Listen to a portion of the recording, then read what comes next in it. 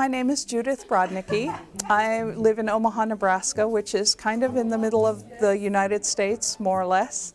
I'm Liz Lovick from Orkney, known as Northern Lace. My name is Mary Lou Egan, and I live in St. Paul, Minnesota, USA. I'm Gina Parescu, the Bendy Knitter. I live in Devon, in Plymouth. I'm Jane Lawrence, and about a year ago I spotted a tweet from the inimitable Pauline Loven asking for volunteer knitters for a World War I film. I saw a tweet on Twitter last year in October, so that would be October 2013, that was asking for a knitter. And I thought, well, I'm a pretty good knitter. And so I answered the tweet. I think I emailed and got involved. I have no idea how I first got involved with it. I think it was on Ravelry, and I then went over to Facebook and joined, and they were looking for somebody to recreate the jacket that they'd got the photo of Grace, for Grace. And that's really my day job, so that's what I did. And from there onwards, I made various things and produced patterns for other people to knit. Was asked by Pauline if I would reverse engineer a sweater from a photograph of Grace, the main character in the movie.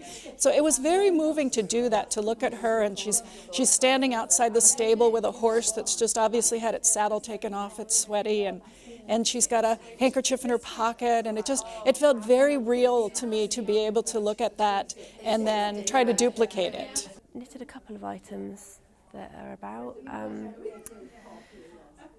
What I loved about doing it was really the looking back at the history part of things and looking at the patterns and getting the opportunity to research my own patterns, because I got given a pattern for Grace that it was lovely and I really enjoyed doing it. And then I was asked to have a look and see what I fancied doing. Getting the books and looking in them and sort of sifting through to what pattern. I didn't find that I chose the pattern chose me. I kept going back to the same one again and again and again, which was definitely the case with this one here. I just kept going back to it, and I loved it. And I'd offered to contribute, and I thought I was an expert knitter, having had 65 years experience of knitting, then discovered what the others could do and found I was special needs knitting. But never mind, I found a nice role as administrator and parcel wrapper and poster. And I remember seeing this pattern, a photocopy of this pattern up, and I thought, I must knit that. I must knit that. I have to know how it's made. It was just so exciting to me to see the use of garter stitch used in this way, because most knitters think, oh, garter stitch, that's so boring. And then the other thing that fascinated me was this crocheted embellishment on the end, because most knitters today will do either knitting or crocheting and not both. And then I remember looking at the pattern and thinking, oh no, what's going to happen here? How is this going to work? And so it was really great. We had the whole Facebook group that you could post and say, okay, it reads this. What does this mean? I think it means this. Or the measurements say this, but the gauge says that. And it was nice when I was knitting it to be able to think of what the people went through and what they did and what it was like for the women at home. And it was lovely, and that felt like that is what we were creating with, even though we didn't really see each other, we chatted to each other about it, we talked about what people were doing, and it was like being a community. It was really making that community again, and I think I've been really, really lucky to be a part of it. I did learn to knit socks during this project, this wonderful project, and I was knitting a sock, a World War I pattern. And in a curious way, I felt somehow linked to World War I, and I felt I was doing my bit for the war effort, a war that had been over 96 years. And there was that wonderful feeling of being included in something. And then this great community of knitters, people in the film. It really has been an extraordinary experience, part of something like that, culminating yesterday with the premiere of the film. Every frame, we were glued to it. Not just looking for our patterns and knitwear, but for the whole story behind this project, which is a very, very moving one. And to be able to watch the film and then go and see Thimbleby village itself afterwards and see the grave of the Crowder family, and I kept thinking, well, wait a minute, they were alive this morning in the film. It was a very strange time slip feeling.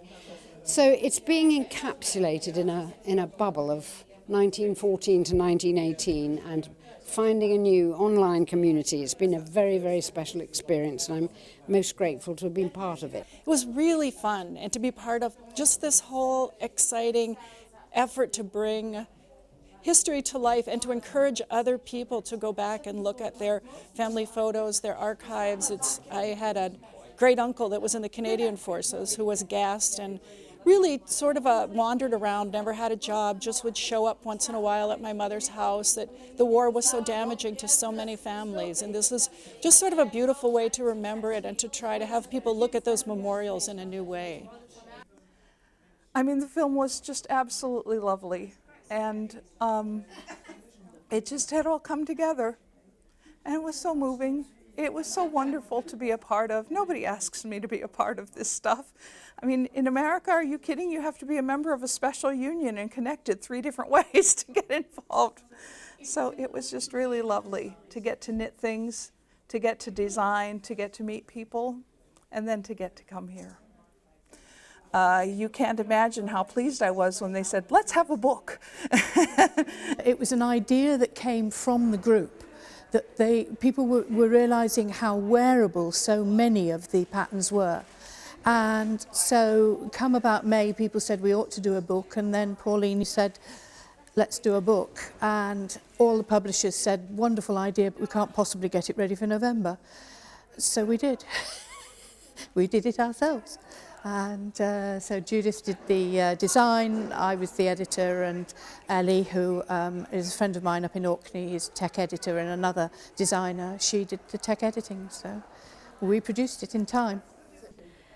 For me personally, it's opened so many doors, from just suddenly deciding to do a blog and finding Pauline's tweet, just finding it. I don't even know how, it was just there, and I thought, oh, that sounds like something I could really get involved in, and it just captured me, it took me into my own little world of knitted patterns, and